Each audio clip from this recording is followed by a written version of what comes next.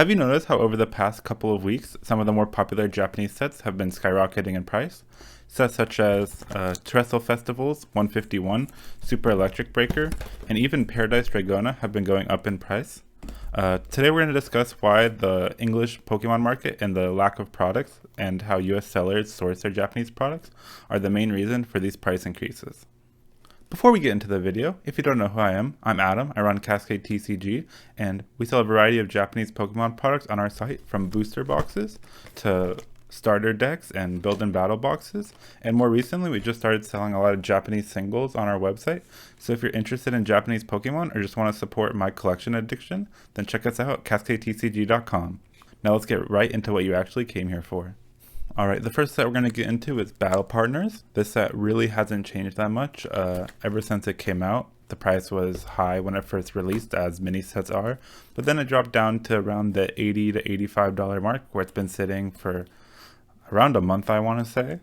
Part of the reason for this is just because the English counterpart, Journey Together, hasn't come out yet. So when that set comes out, we may see some price increases or decreases, along with when the next Japanese set, Heatwave Arena, comes out next week. We might see some changes there, but we haven't really seen that much price movement for this set yet. Unlike Terrestrial Festival, which has seen a lot of price movement, I know this set went down to, I believe, around the $80 to $90 mark, and then about 2 weeks ago, the set, like basically overnight, just jumped up to that 120 and 115 mark. One of the reasons for this is due to the English Pokemon market of prismatic evolutions. It's extremely hard right now to get prismatic evolutions. Like if you look in stores near you, you're more than likely not going to find anything. And even though this set has recently gotten a reprint, I believe around the end of February / beginning of March, it got a pretty small reprint, and that didn't really have any effect on the market. And as we go on to some of the more sets later on this video, you'll see a pretty big pattern with the sets that are more popular in English have gotten a $10 to $20 price increase, which in the past couple of weeks. So we'll go into Super Electric Breaker. This set was, I believe, around the $60 to $70 mark just 2 weeks ago, and now, according to TCG Player, and if you check a lot of other sites, they're having them at $90. So this set right now is super popular. And then the other counterpart, Paradise Dragona, as you can see down here, it's going for around $70 right now. This is the second half of the set, Surging Sparks, which is also super popular in English. You can't find this for MSRP anywhere as of right now, pretty much. So that's one of the reasons why I would say I'm surprised about Paradise Dragona, but I think it was a little undervalued in my opinion when it first came out, and it was going for that $40 to $45 mark not that long ago, and now it's already supposedly up to $70. I did buy a lot of these when the price of them were about at that $40 price range, so I had a feeling the price would go up. Like the Latios is a really good card, the Latios special illustration rare. For some reason it doesn't show up. Yeah, the Latios special illustration is pretty popular. You've got the Lycias that a lot of people like, so there are good cards in the set. Obviously, just besides the expensive ones, I really do like the Skarmory. The Execute is pretty cute. We do have a couple of those on our site, but I mean, overall, there's a lot of good cards in the set. Like these two are probably some of my favorites, but other than that, these sets have gone up. I'll touch on it right now. One of the main reasons, in my opinion, we don't know for sure, but a big pattern is that the more popular English sets, like 151, Super Electric Breaker / Surging Sparks, and then Paradise Dragona also is in that Surging Sparks, and then Terrestrial Festival / Prismatic Evolution, those sets recently have gone up in Japanese, and one of the main big reasons, in my opinion, is just due to the English products having a lack of products. So when people are unable to get these English products, a lot of times collectors are turning over to the Japanese products because they're a lot cheaper and they're more available. So you're going to be spending a lot less for essentially the same cards, just the language is different. But what this ends up causing is a big spike in demand for these Japanese cards. And the Japanese markets, they recognize that the English demand right now is so high. So it ends up causing a price increase a lot of times for these more popular sets. And a big reason for that is that Japanese distributors will not work with anyone outside of Japan. So US stores like myself, the only way to get these cards imported from Japan is to reach out to either Japanese resellers or stores there that are willing to ship to the US. And what ends up, the only way is that you have to end up paying their prices. So they're the ones that control the market and the price. And a lot of times they're not going to be at that Japanese MSRP, which I believe is the recommended MSRP is around $40, and pretty much 99% of the time you're not going to be paying you're going to be paying more for these sets. And so yeah, the Japanese sellers, they can pretty much charge whatever they want to charge for these sets.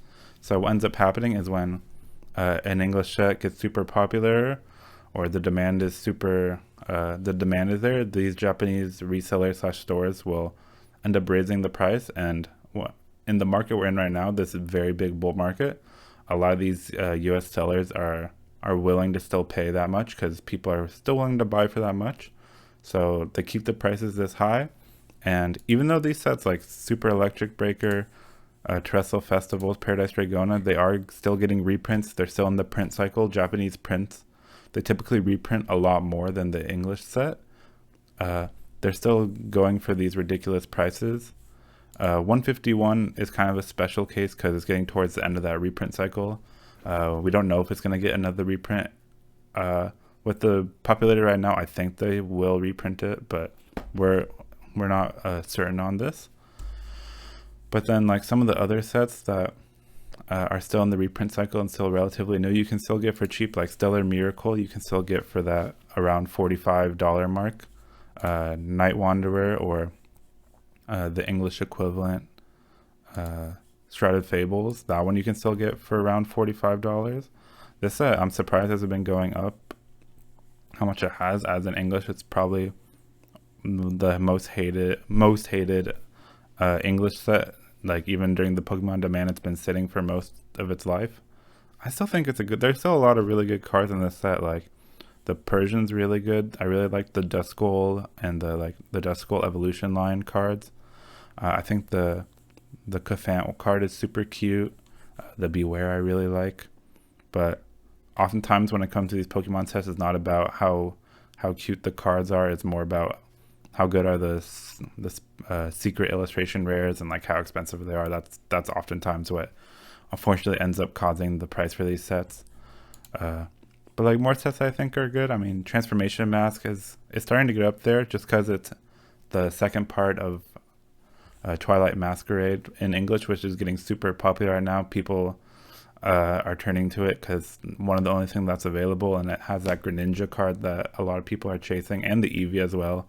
But you can kind of see the price reflect in Crimson Haze, where a couple weeks ago it was going for I think around $50-$55, and now it's already getting up to $63, just because the English demand is there. So now this set's starting to get more expensive, but there are really a lot of good cards in this set.